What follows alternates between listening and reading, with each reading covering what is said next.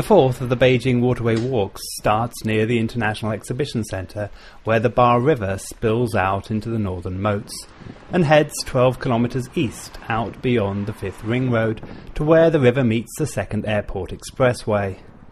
Of all the walks, this one takes you the furthest out from the city centre, and in doing so you pass through urban and increasingly rural communities. It's a short walk from the Liufeng subway station to the Beijing Chongqing Hotel, where the walk begins. I started in an early morning haze, passing commuters taking shortcuts to work, and early morning exercises along the muddy river paths.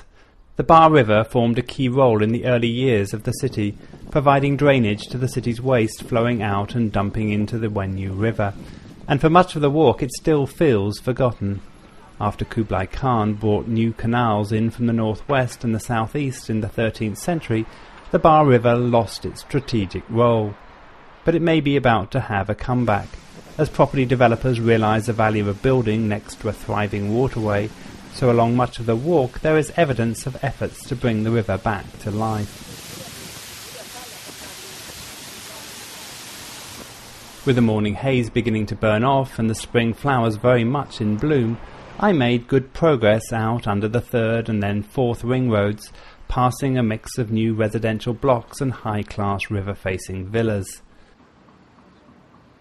At one point I was forced off the river and through what felt like a small rural community, with street salesmen and cheap haircuts.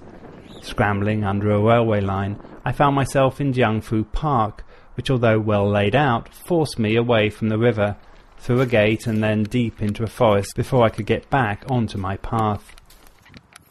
From this point onwards the walk is distinctively rural, with tree-lined paths and long periods without meeting another person. A very different Beijing to the one I had started just a few hours earlier. I was on a bus and back to the city by lunchtime, just 4.5 hours after I'd started.